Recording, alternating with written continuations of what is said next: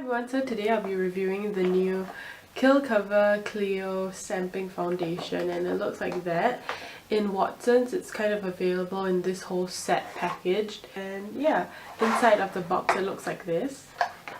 It comes with this case and the sponges inside the case, as well as the cushion foundation. There's no refill, so yeah, I'm thinking that this should last you quite a while. So yeah, I'm opening up the sponge. It looks like that, so you're supposed to kind of use it with their innovative sponge, which seems quite stiff to me, but we'll see how that works. And the cushion looks like that. You kind of have to twist it up. It's not like one of your compact cases. There is a mirror here, and there's a sponge as well, so you can decide which application method you would best prefer.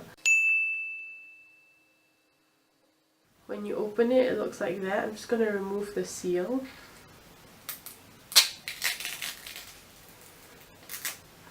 So as you can see, there's a thin film over. It's not really like a sponge. There's a veil, and I think the sponge sits right under the surface. So I'm just going to press the sort of product upwards, and yep, you can see it's coming to the surface.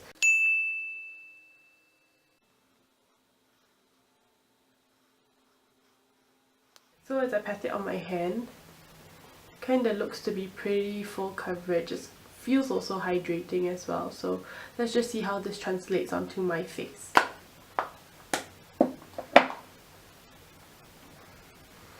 So this is how my skin is at the moment, and yeah, I'm just going to put my hair out of the way. I got this new hairband thing, so it's really cute.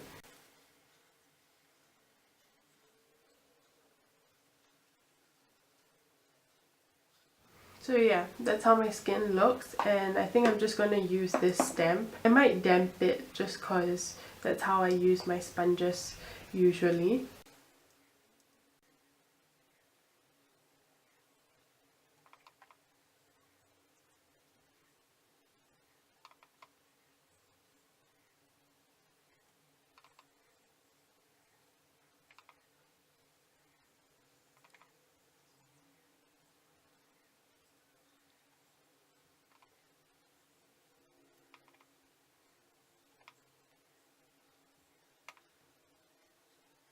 So that's with one light layer on. I'm just going to bring you even closer. As you can see, to me personally, I think it's a really light wash of coverage. It's really not even a medium sort of finish, and that's kind of a shocker to me because I used their Kill Cover liquid foundation version and I really love this. The coverage was super full, but this is really light, and I would best prefer to use the sponge dry just because it doesn't really expand much, and it's not really like the beauty blender. It's more so an application tool. When you use it damp, it kind of shears it even more, but this side is dry and I find it to pick up a lot more product.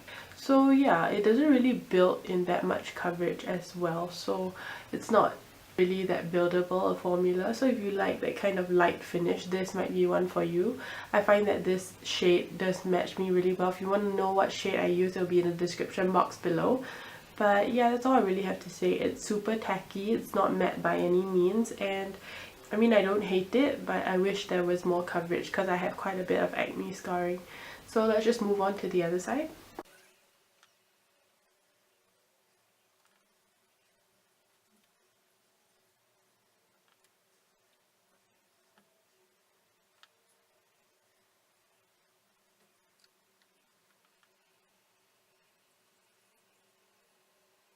So that's how everything looks like. Likewise, there's not much difference. It's kind of underwhelming, to be quite frank. I quite like the shade match actually. It does have quite a bit of a yellow undertone. It doesn't make me look too washed out, and yeah, it's great for an everyday if you don't like that much coverage and you just want something over your face. But I'm thinking I definitely have to set this just because it's pretty dewy at this point. It's not semi-dewy, it's full-on dewy. That's how it looks. I don't know what you guys think, but I think it does make me look a little more healthy, not too sallow in my complexion, because I did look pretty tired just now because I'm down with the flu. But other than that, Thing's pretty good. The acne scarring are still showing, so I do need to use a bit of concealer, but other than that I don't have that much complaints. So yeah, I'm gonna do the rest of my makeup and I'll get back to you.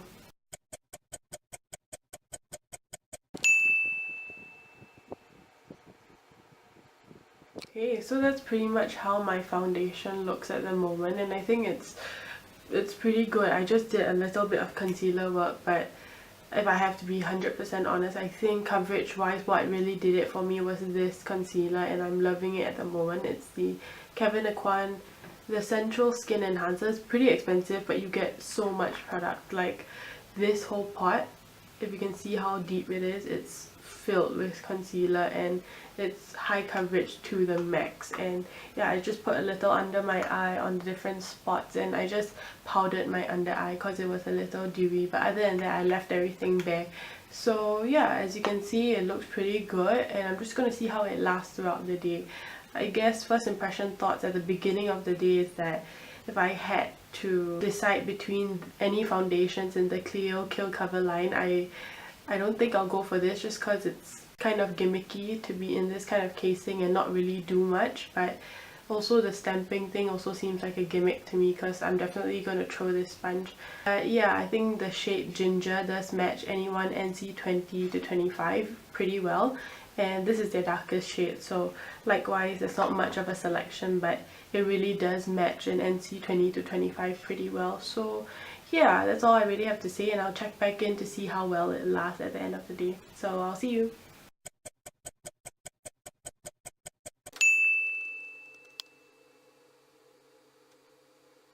Okay, so I'm back from a pretty long day, and I must say that this foundation cushion did really hold up very well. I think that contributing to the whole formula, as you saw, I applied a setting spray as a base just to prime my face, and I think that increased the longevity of it. But that being said, I have completely worn off the foundation over my nose area, and redness is peeking through, as well as a lot of my acne scarring. I showed you in the close-up. So basically I'm thinking that it is not the most long wearing kind of cushion, but the rest of my face, I find that those areas that I didn't set doesn't look overly greasy. I mean, under my eye I still maintain that kind of mattness from my setting powder, but I did not set the rest of my face, and those areas don't look super greasy. As you can see, there's like just a very healthy sheen over my forehead and along my cheekbones, but nothing too greasy, and that's it's quite a good sign, I think. And yeah, I mean, just another note about the packaging, as you can see the lid comes off. It's not like one of those compacts, which I find to be a little troublesome, and I definitely love the airlock. The airlock is quite solid, and I feel like it really does keep the product from drying. Another note is that because there's that veil on top, I think it's a lot more hygienic in a way that you don't kind of put the cushion or put the germs back into the sponge too much. It's kind of protected by that veil. And yeah, overall this shade match is pretty good, but longevity wise and the formulation wise, it isn't too full coverage, which is, I mean, personally I like a medium coverage, something that at least covers and neutralizes my acne scarring, but this doesn't really do it for me. But if you guys want to see another foundation review from CLIO, I already filmed a foundation tutorial on the Kill Cover Airwear Protexture foundation, as well as their Kill Cover Pro Artist Liquid Concealer. So if you want to see these two in action, which, spoiler alert, it's really a lot better than this one, yeah, you can check it out in the description box below. But other than that, if you did like this video, do give it a thumbs up and don't forget to subscribe. So with that, I'll see you guys in the next one. Bye!